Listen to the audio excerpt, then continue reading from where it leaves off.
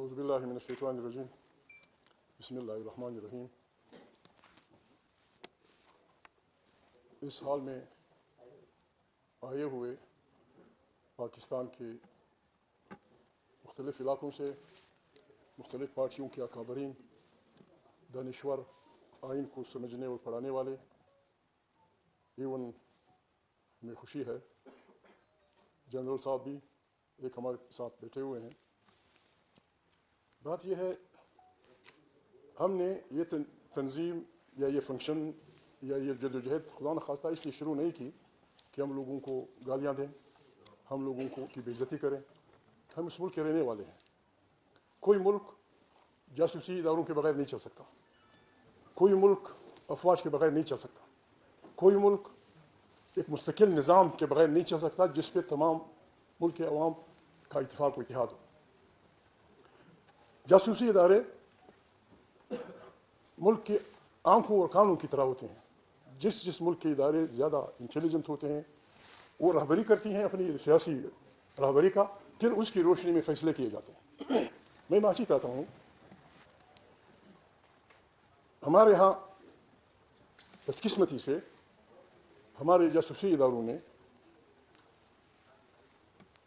اپنی طرف سے ایک نظام خود ہی اپنے لوگوں کو، معافی چاہتا ہوں، کرپٹ کرتے ہیں، ان کی فائلیں بناتے ہیں اور پھر ان کو پاکستان کی رہبری حوالے کر کے پاکستان کی رہبری دیتے ہیں۔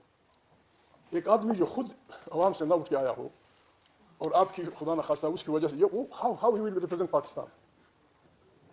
بات یہ ہے، یہاں بڑے پڑھے لکھے لوگ موجود ہیں۔ یہ جو نسخہ ہمارے دوست استعمال کر رہے ہیں، یہ نسخہ پرانے سوویت یونین میں فیل ہو چکا۔ سوویت یونین کا کوئی آدمی، چاہے پریزیڈنٹ ہو، چاہے آرمی چیف ہو، چاہے KGB کا سربراہ ہو، چاہے وزیر خارجہ ہو، چاہے گرومیکو فلانا، کوئی آدمی بن نہیں سکتا تھا جب تک وہ اپنے جاسوسی ادارے کی اس سرنگ سے نہ گزر گیا ہو۔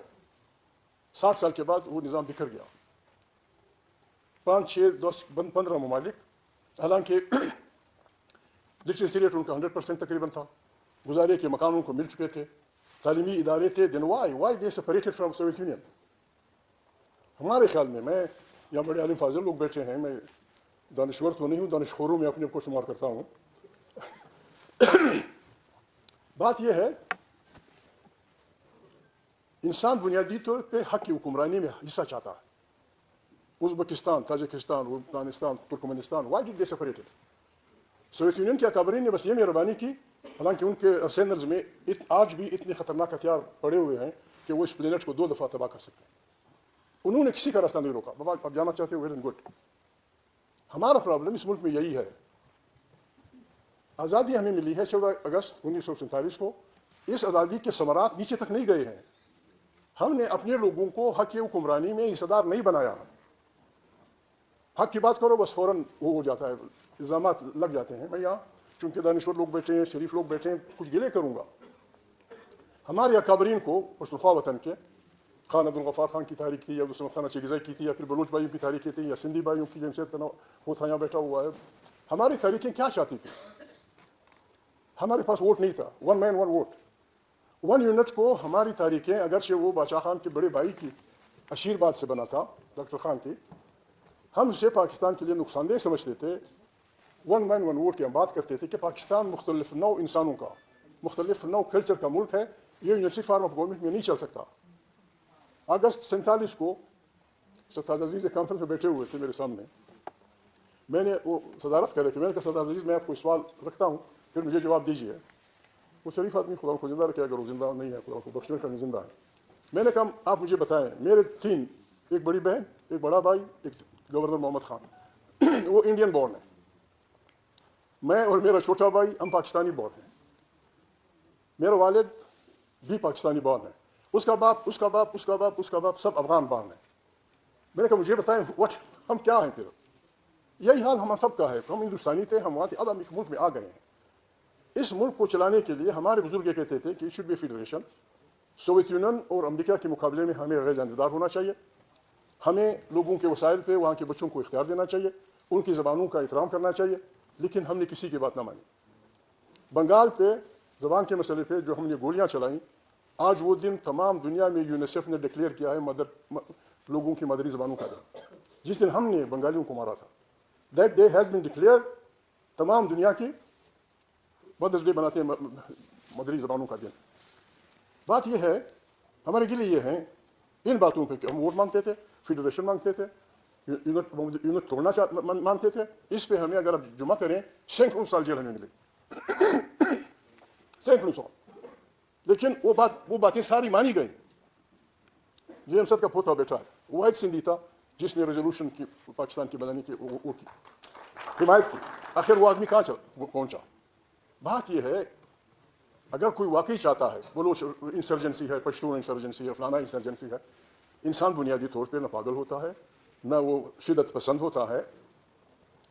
अमन इंसानी ज़रूरत है, और अमन जस्टिस से जुड़ी हुई इस्तिलाह है। जहाँ इंसाफ होगा वहाँ अमन होगा, जहाँ इंसाफ नहीं होगा झगड़े होंगे।